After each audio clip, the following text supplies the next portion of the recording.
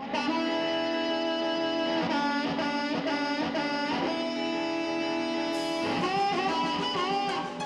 right, so we are back with Duke Robillard here and hearing very fascinating stories. Were you on the record with the T-Birds did that record?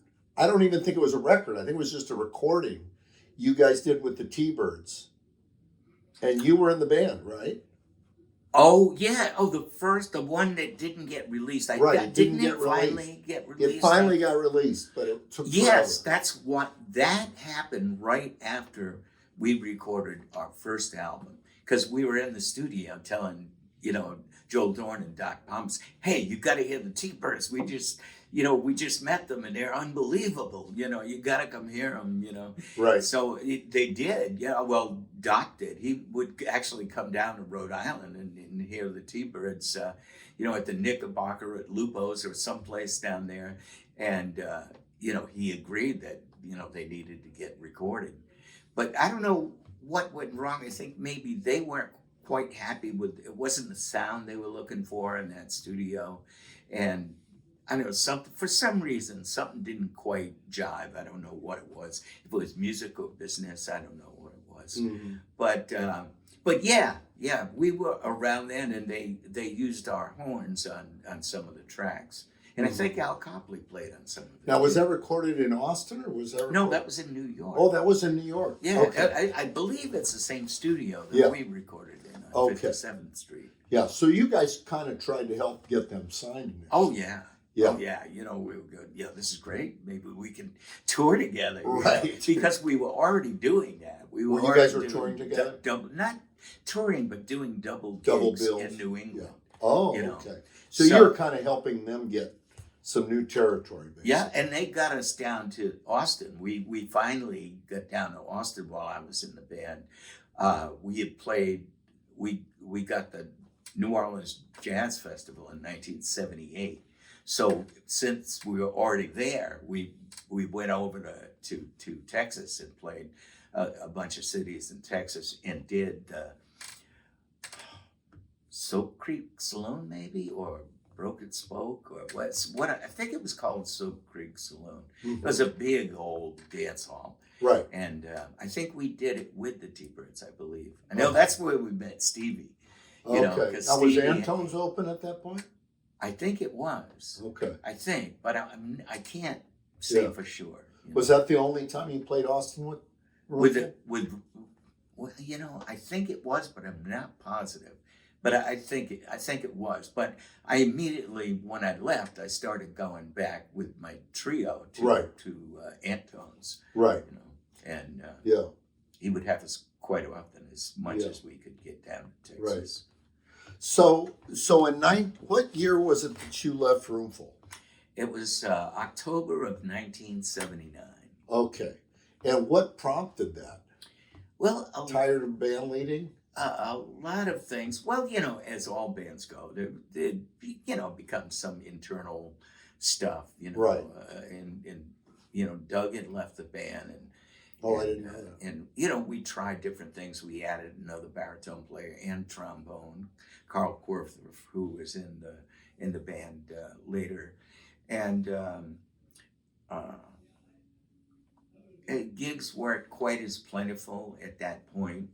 And we would try to get another record deal, but it was really we just weren't getting anybody. It's kind of frustrating. Yeah, it was very frustrating.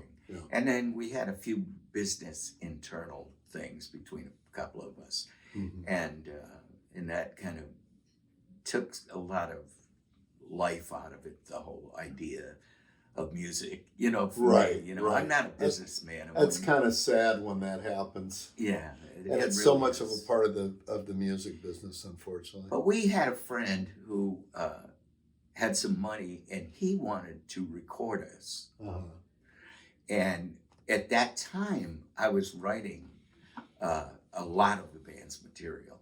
So he wanted to record us and mostly record my material, which was the same kind of music. It was rhythm and blues, and in blues, it was horn-based R&B, Right. 50s style R&B. So there was a problem between, I'm not going to mention names, but one of the guys had a serious problem with, the guy that was putting up the money wanted to call it Duke Robillard's Roomful of Blues. Oh, and he had a problem with that? And It's convinced the other guys too that wasn't a good idea. It's kind of strange because you were the band leader. I really was. Yeah, it was really your baby from the start. Yeah, it was your baby from the start. But it was a band. I mean, it was a real band. It wasn't like I'm a musical. I can be a musical band leader. I'm not a boss, and I'm not a business person at all. Yeah. So Greg always led the business, and I led the music. Right. And we always agreed on things, so it was never a problem. But it always comes a time where ideas differ. And I didn't care about my name being in front of the band. Right. That wasn't my idea. That wasn't your idea. Yeah. But I couldn't say that I hated the idea, but it didn't mean one way or another. Right. If it wasn't there, that didn't mean shit to me, really. Now here's another one I want to ask, because I can't remember what year the Blues Brothers came out. But this is too good a story not to mention. But you guys were originally going to be, or you were offered the Blues Brothers gig. Well, we were being considered as one of the three people. Delbert McClinton's band. Oh, interesting. Roomful of Blues, or they would put a band together with famous players, which is what they did. But I basically turned them down, and I suppose I had a long this is a good story. day. I had a long day with John and Dan, right? And they were great, and God bless Dan Aykroyd. He's a great guy, and but I spent the day with him, and really getting to know him. Yeah, and I have nothing against John except for him, kind of proclaiming that he's a real blues singer, and he got very heavy with me. They had the biggest selling blues album of all time. So he proved me wrong. He definitely proved me wrong. And he outsold everybody. He did. He had a little help too, though. Yes, I'm sure he did. Yeah, it's this thing called Saturday Night Live. No, but I mean, even the players in his band and people in the right, movie. right. I mean, Cam Calloway, hell yeah, Aretha Franklin. Right, yeah, he had a little bit of help. Murphy, yeah, Ray Charles, James Brown, right, James Brown. I mean, what more could you ask for? Yeah. But anyway, I wasn't against the whole idea, except I spent the whole day with him, and he spent the whole day convincing me that he was really serious about, and it wasn't comedy, and he was really serious about the blues, and he loved the blues, and I believed him. Right. Until the gig. Until the gig. And within 5 minutes of getting on stage, he pops open a Heineken on stage, and this is at the Lone Star Cafe, where that wall is, the bar is there. Right. I mean, there was hardly any room for people in the middle. And, he had somebody get him throw him a beer, and he opened it, and he started shaking it up and squirting the audience with beer. And then he's doing push-ups on the stage in front of me. And I'm going, I thought this was going to be a serious gig, I thought you were a serious blues singer. Yeah, I mean, he's told me it wouldn't be comedy, And, oh my God. So, I mean, Dan was just, playing along with it and playing and, and Did you say knocked over your guitar or sprayed beer on it or something? Well, no, I was playing those $20 Stella cowboy guitars. Right. And I put a DeArmond pickup on it, and it sounded great. Yeah. It just sounded like a real low-down blues guitar. Yeah. And he was mad because I was using that. And he told me that what's his name? Oh, I can't think of the other guitar player who's in the audience. From the DC area. Thackeray? No. The other. Danny Gap? No. This one is more of a blues guitar player. Oh, Tom Principato? Not Principato. Really? Okay. You know who I mean, but Mm-hmm. I can't think of that. I'm sorry. Yeah, I'm sorry. that's all right. I'm apologizing to him as much as anyone, but we know who you are. Yeah, I'm 75 now. That's you know. right. But anyway, he had told John that he had Magic Sam's white Stratocaster. Oh, Radcliffe. Bobby Radcliffe. Bobby Radcliffe. Yes. Right. Bobby Radcliffe. So he kept saying, "Man, why don't you play Radcliffe's Magic Sam guitar?" I said, "Look, I love this. This sounds great. It's authentic." And he goes, "You're embarrassing me with that guitar."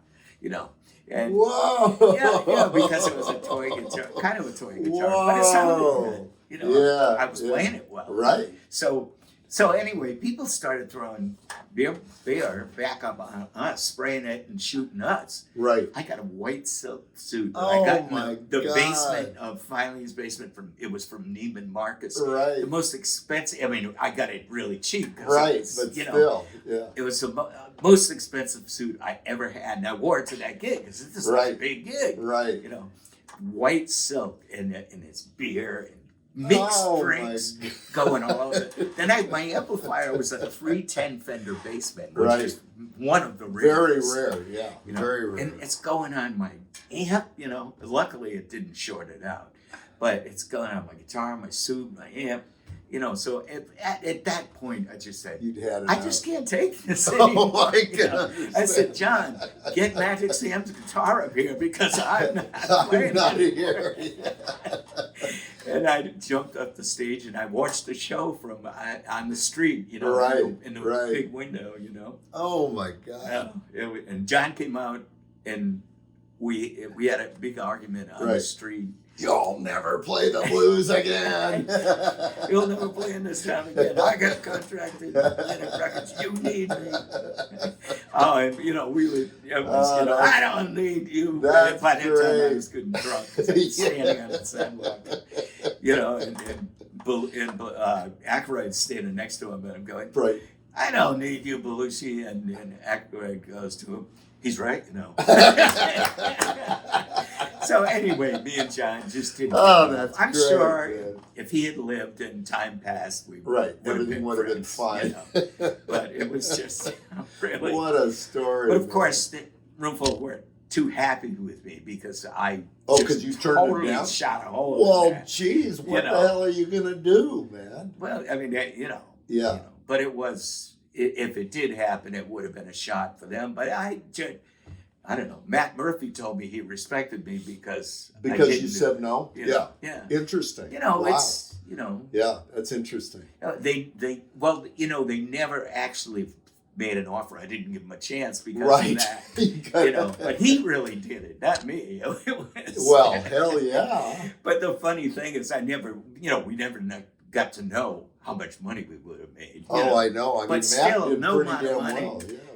Yeah. That wasn't my bag. I mean, No. it's a fine thing. I'm No. glad they're all, that those guys are all doing well and they can still Well, do gigs and make money. But it wasn't my. I respect you for turning it down. I'm just too serious a guy. Yeah. Not that I don't have a sense. Well, of you're humor, serious about the music is the bottom line.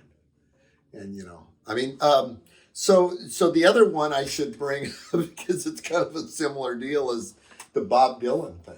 Oh. And that was sort of a similar situation, I guess, right?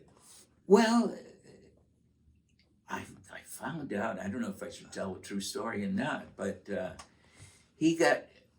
I brought Lorene, my wife, out on the road.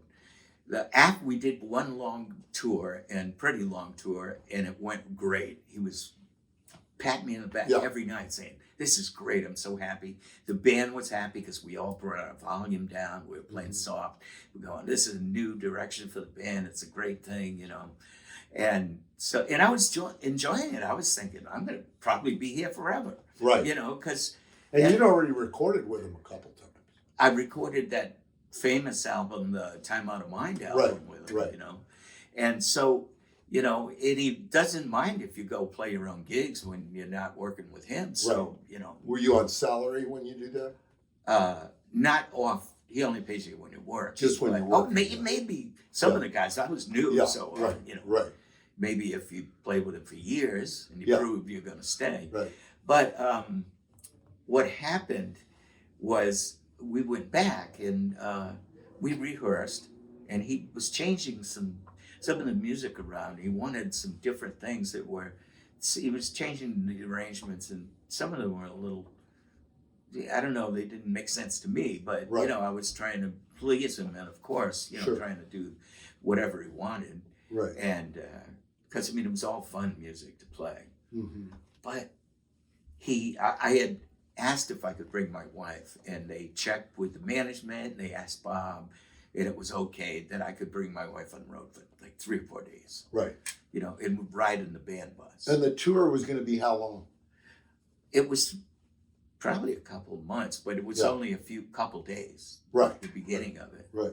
And for some reason, and now I've talked to a bunch of other guitar players that have been with him, and he is weird about, like, if your allegiance is to your woman instead of him. And it seems to be the thing that happened, which I didn't really learn for quite a while after. But he forbid her in the dressing room. He forbid her from being anywhere where he could see her in the back, which is a giant, you know, outdoor stadium place, you know. Wow. Yeah. He didn't want to see her anywhere. So she was like, I don't know where to be. That's terrible. You know. And of course it's terrible. Yeah. And she wasn't like, you know, like trying to, you know, she's not even a fan of his. So, Maureen? you know, No, I know. So, you know. Yeah. So we couldn't figure out what to make of it. So, but he started getting really mad at me on stage, swearing at me. Yeah. It's really saying horrible things to me after the gig and on stage, and insulting me, telling me there are 15-year-olds that play better than me. I mean, I said, and you know what I said to that? I said, I know, Bob, I teach him online. I'm lining them up to be your next guitar players. But anyway, you know, it just got to be so intense and so insulting. Well, that I was 65 at that year. No, man, I'm 65 years old. I'm not going to take this shit. Right. If I was 20 and I was desperate to get somewhere, maybe I would. You know, but I'm 65, man. My career is almost over. That's the last thing I want is to be somebody like yell at me for a nonsense reason. Right. You know. So you had heard from other people that this was kind of a recurring thing. Well, I found out later as far as the woman thing. A few people that were his guitar players decades before. That happened to work with them. That, you know, when I started meeting people who were in the club, the Bob Dylan guitar player club, that some of these things popped up. Interesting. You know, so you know, I'll probably be assassinated for saying this. No, you won't.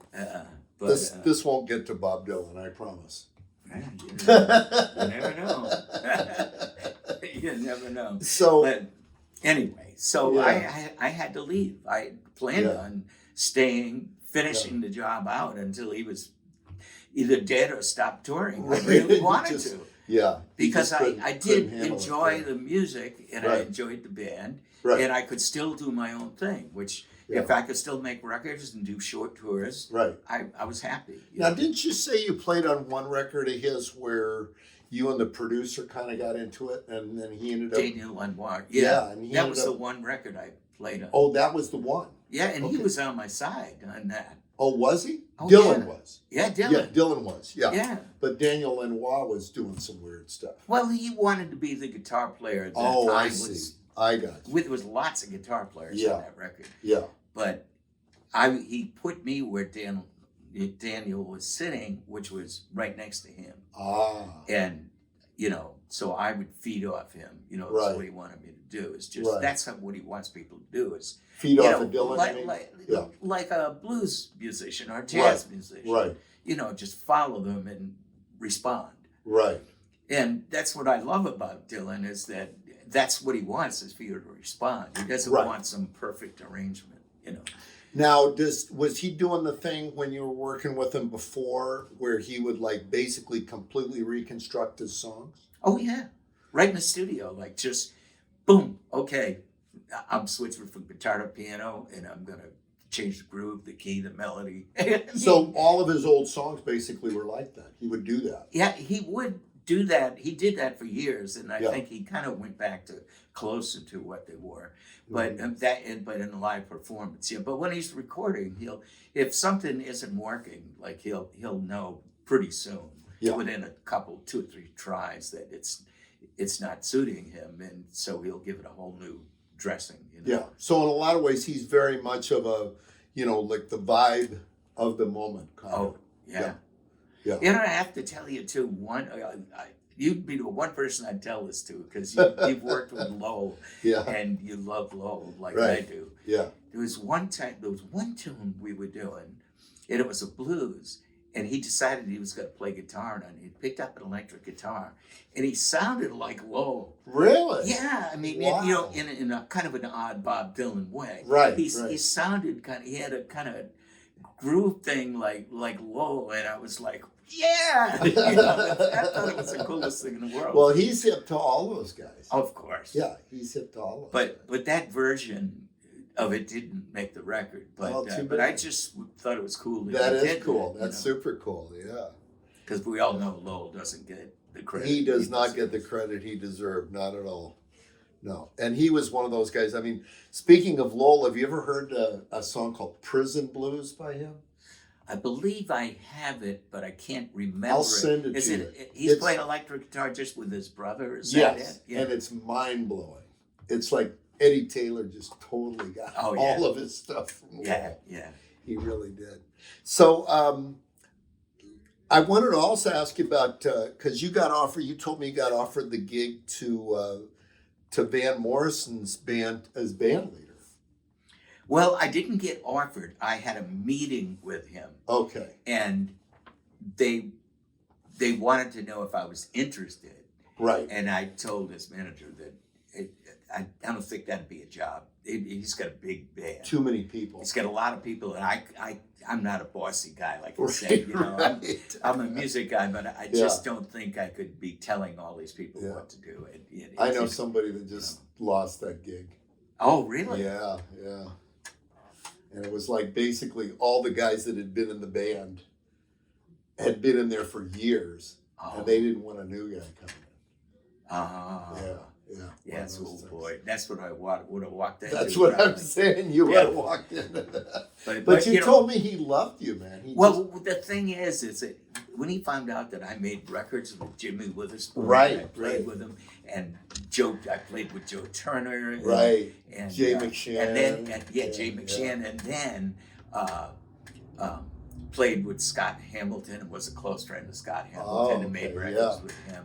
He loved Scott's playing. So, like, I was talking all the shit he loves. Right. I mean, it doesn't really show up in his music but that seems to be what he loves the most. Well, he is loves that jazz and R&B too. jazz, yeah. He likes, swing jazz. Yeah. Yeah. So, he was fascinated, and he just wanted to talk to me. He's supposed to go on, and his manager had to pull him away. Really? We're talking Wow. about Wynoni and, Yeah. everybody, all the blues shouters, In fact, when he got on stage, he was singing tunes, and he was, calling out names, Joe Turner, and, stuff like that. So he was really inspired. Yeah. Yeah. By the conversation. Yeah. But, and he recently, just a couple weeks ago, played in Providence, and I heard he was unbelievable. Wow. He really, man, Yeah. his chops are in, really Oh, yeah. good Yeah. shape. Yeah. He's never lost a thing vocally. Yeah, I don't know how that happens.